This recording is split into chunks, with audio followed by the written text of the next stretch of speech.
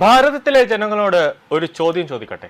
Home അപ്ലയൻസസും kitchen അപ്ലയൻസസും ഒക്കെ വാങ്ങുമ്പോൾ ചെറിയ തവണകളായി തിരിച്ചടയ്ക്കാനുള്ള EMI സ്കീമുകൾ മൈജി ഫ്യൂച്ചറിലുണ്ടല്ലോ. എക്സ്പീരിയൻസ് ചെയ്യാം നെക്സ്റ്റ് ലെവൽ ഷോപ്പിംഗ് മൈജി ഫ്യൂച്ചറിൽ. ഇന്ത്യയുടെ പ്രതിരോധ മന്ത്രിയായിരുന്ന AK ആന്റണി ഇന്ത്യക്ക് വേണ്ടി എന്തു ചെയ്തു? അതായത് പ്രതിരോധ മേഖലയ്ക്ക് വേണ്ടി AK ആന്റണി എന്ത് സംഭാവനയാണ് പ്രതിരോധ മന്ത്രിയായിരിക്കെ ചെയ്തത്? സ്വാഭാവികമായി എല്ലാ പ്രതിരോധ മന്ത്രിയും ചെയ്യുന്നത് പോലെ 2 AK-47 തോക്കോ അല്ലെങ്കിൽ 2 പീരങ്കിയോ ഒക്കെ ഇന്ത്യൻ സൈന്യത്തിന് വേണ്ടി വാങ്ങിച്ചു കൊടുത്തിട്ടുണ്ടാകും. പക്ഷേ ഇന്ത്യൻ സൈന്യം ബുദ്ധിമുട്ടുന്ന, അവർ അനുഭവിക്കുന്ന കഷ്ടതകൾക്ക് വേണ്ടി എന്തെങ്കിലും ഒരു ഐഡിയ അല്ലെങ്കിൽ എന്തെങ്കിലും ഒരു നിർദ്ദേശം പ്രതിരോധ മന്ത്രി മുന്നോട്ട് വെച്ചിട്ടുണ്ടായിരുന്നു?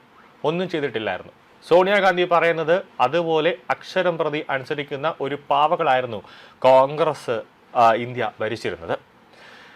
ഒരു ആക്രമണം ഉണ്ടാകുമ്പോൾ, അതായത് ശത്രു രാജ്യത്തിൽ നിന്ന് ഒരു ആക്രമണം വന്നാൽ പോലും സ്വന്തമായി ഒരു തീരുമാനമെടുക്കാൻ കോൺഗ്രസിന് കഴിയില്ലായിരുന്നു.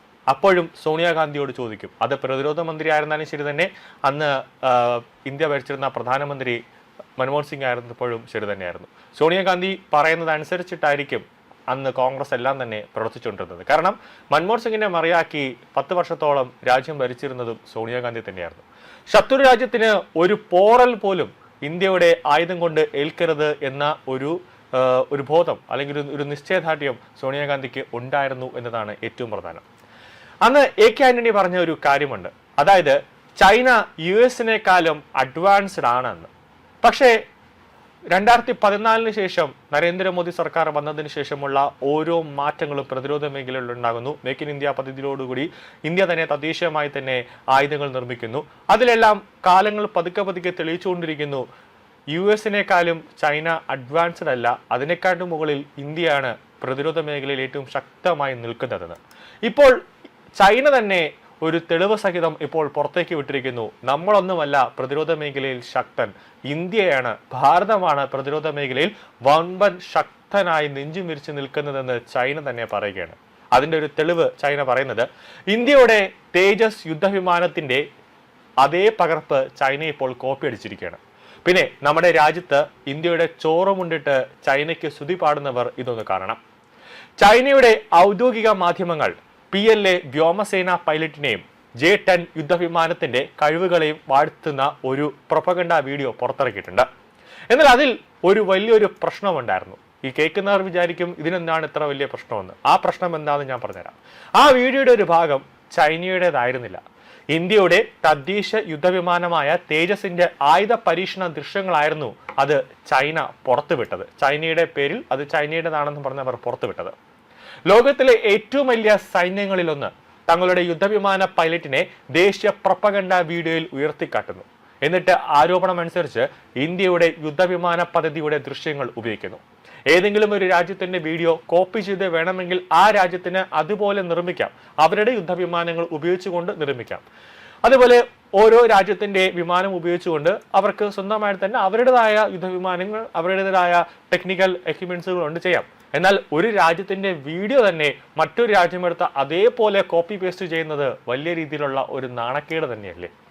ആ വിമാനത്തിന് പിന്നിൽ പതിറ്റാണ്ടുകളുടെ ഒരു ഗവേഷണം, എഞ്ചിനീയറിംഗ്, പരീക്ഷണങ്ങൾ, സ്ഥിരോത്സാഹം എന്നിവ കോപ്പി ചെയ്യാൻ ഒരു രാജ്യത്തിനും ആവില്ല.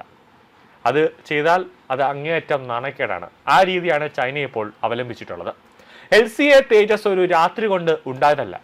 കാലതാമസവും വിമർശനങ്ങളും ഉപരോധവും സാങ്കേതിക വെല്ലുവിളികളും നേരിട്ടിട്ടും തളരാതെ പിടിച്ചു നിന്ന ഇന്ത്യൻ ശാസ്ത്രജ്ഞരുടെയും എഞ്ചിനീയർമാരുടെയും വർഷങ്ങളായുള്ള മണിക്കൂറുകളായുള്ള ഉറക്കമില്ലാതെ, അതായത് ഉറക്കമൊഴിച്ചിരുന്നുകൊണ്ട് ഓരോരുത്തരും നിർമ്മിച്ച ആ ഒരു യുദ്ധവിമാനമാണ് തേജസ് എന്ന് പറയുന്നത്. അതിന്റെ ടെസ്റ്റ് പൈലറ്റുമാരുടെയും സാങ്കേതിക വിദഗ്ധരുടെയും തലമുറകളുടെ ഫലമാണ് തേജസ് എന്ന യുദ്ധവിമാനം എന്ന് നെഞ്ചും വിരിച്ച് ഇന്ത്യൻ വ്യോമസേനയുടെ ഭാഗമായി, അതായത് ഭാരതത്തിന്റെ ഭാഗമായി നിലനിൽക്കുന്നത്. ചൈനീസ് വ്യോമശക്തി കാണിക്കാനായിരുന്നു ആ ക്ലിപ്പ്. പകരം അത് ഇന്ത്യയുടെ ബഹിരാകാശ വ്യോമയാന നേട്ടങ്ങളുടെ ഒരു അപ്രതീക്ഷിതമായ ഒരു പരസ്യമായി ചൈനയിലൂടെ ലോകമെമ്പാടും, ലോകമുള്ള രാജ്യങ്ങളെല്ലാം തന്നെ തിരിച്ചറിഞ്ഞു ഇന്ത്യയുടെ തേജസ് എന്ന യുദ്ധവിമാനത്തിന്റെ പവർ എന്താണെന്ന്. അനുകരണം ഏറ്റവും വലിയ ഒരു പ്രശംസയാവാം. പക്ഷേ നിങ്ങളുടെ പ്രൊപ്പഗണ്ടയ്ക്ക് മറ്റാരുടെ ദൃശ്യങ്ങൾ വേണ്ടി വരുമ്പോൾ സന്ദേശം വ്യക്തമാണ്. തേജസ് നിർമ്മിക്കാൻ സഹായിച്ച ഓരോരുത്തർക്കും ഇത് തല ഉയർത്തി അഭിമാനിക്കാവുന്ന ഒരു നിമിഷം തന്നെയാണ്.